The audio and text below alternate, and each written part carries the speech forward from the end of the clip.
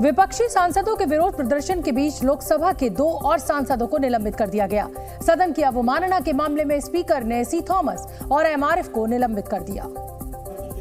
वहीं बीजेपी ने सांसदों के निलंबन को सही करार दिया। बीजेपी अध्यक्ष जेपी नड्डा ने कहा कि विपक्षी सांसद जोकर की तरह बर्ताव कर रहे हैं।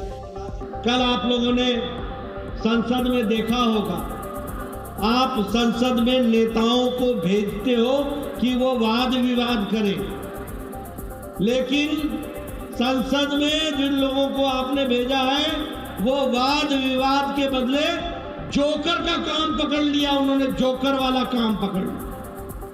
जबकि बीजेपी सांसद हेमा मालिनी ने कहा कि विपक्षी सांसदों ने कुछ तो गलत किया होगा, जिसकी वजह से उन्हें निलंबित किया गया। तो इतना सवाल उठाते हैं, कुछ अजीब सा बिहेव करते हैं, तो इसके लिए उनको सस्पेंड किया गया है ना। सस्पेंड किया तो कुछ तो उन लोग गलत काम कर रहे हैं। पश्चिम बंगाल की मुख्यमंत्री ममता बनर्जी ने प्रधानमंत्री नरेंद्र मोदी से मुलाकात की। पश्चिम बंगाल की मुख्यमंत्री ममता बनर्जी ने टीएमसी सांसदों के प्रतिनिधि मंडल के साथ प्रधानमंत्री नरेंद्र मोदी से मुलाकात की। संसद भवन में हुई इस मुलाकात में ममता बनर्जी ने केंद्र की तरफ से बंगाल को मिलने वाला फंड रोके जाने की शिकायत की। संसद सत्र के तुरंत बाद बीजेपी 2024 के लोकसभा चुनाव की तैयारियों में उतर जाएगी। शीतकालीन सत्र खत्म होते ही प्रधानमंत्री मोदी राज्यों के दौरे पर जाएंगे। वो हर राज्य में 2 से 3 दिन तक रहेंगे। इस दौरान वो लोगों के बीच जाकर बड़ी जनसभाएं करेंगे। पिछले लोकसभा चुनाव में जिन 160 सीटों पर बीजेपी हार गई थी, उन सीटों के लिए बीजेपी ने अभी से तैयारी शुरू कर दी है। बताया जा रहा है कि 14 जनवरी के बाद बीजेपी इन 160 सीटों पर उम्मीदवारों की घोषणा कर सकती है। इन सीटों पर पार्टी को मजबूत करने के लिए पिछले 2 साल से काम चल रहा है। पश्चिम बंगाल में टीएमसी विधायक बायरन बिस्वास के ठिकानों पर इनकम टैक्स डिपार्टमेंट ने छापा मारा है। ये छापेमारी राज्य में 25 जगहों पर हो रही है। बिस्वास पिछले साल कांग्रेस छोड़कर टीएमसी में शामिल हुए थे। केंद्रीय गृह मंत्री अमित शाह संसद के शीतकालीन सत्र में 3 नए आपराधिक कानून विधेयक लेकर आए, जिन्हें ध्वनि मत से पास कर दिया गया। इन नए कानूनों को अमित शाह ने सरकार की बड़ी उपलब्धि बताया। लोकसभा में गृह मंत्री ने कहा कि नए कानूनों का मकसद लोगों को न्याय देना है, दंडित करना नहीं।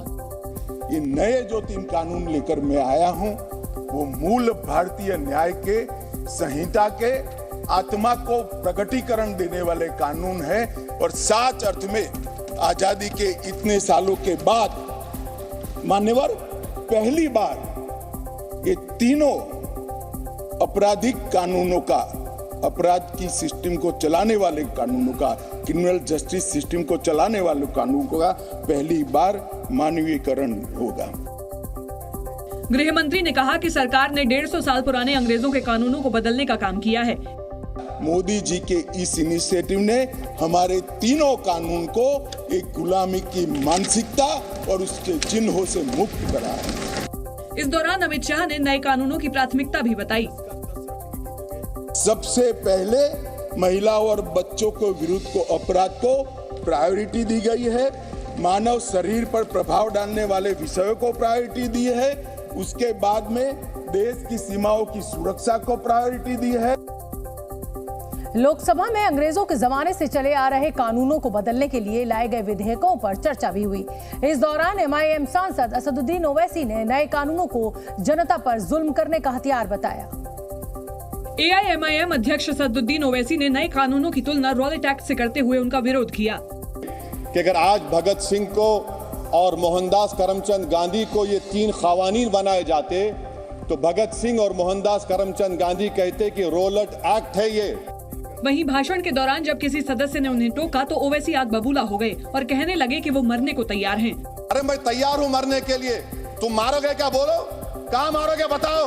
अरे तुम कहाँ मारोगे? तुम्हारी गोलियां खत्म हो जाएंगी, मैं जिंदा रहूंगा। ओवैसी के अलावा शिरोमणि अकाली दल की नेता हरसिमरत कौर बादल ने भी 3 नए कानूनों का ये कहते हुए विरोध किया कि इससे पुलिस को ज्यादा शक्तियाँ मिल जाएंगी। Sir, this law is going to give unbridled powers to the police and make it into an authoritarian state rather than a democratic country. सरकार का दावा है कि 3 नए कानून जन केंद्रित हैं और उनका मकसद नागरिकों के संवैधानिक, मानवीय और व्यक्तिगत अधिकारों की रक्षा करना है। आपको बताते हैं इन 3 नए कानूनों में क्या खास है। नए कानून में रेप और मॉब लिंचिंग के अपराध में फांसी की सजा का प्रावधान रखा गया है। हिट एंड रन केस में 10 साल की सजा का प्रावधान किया गया है।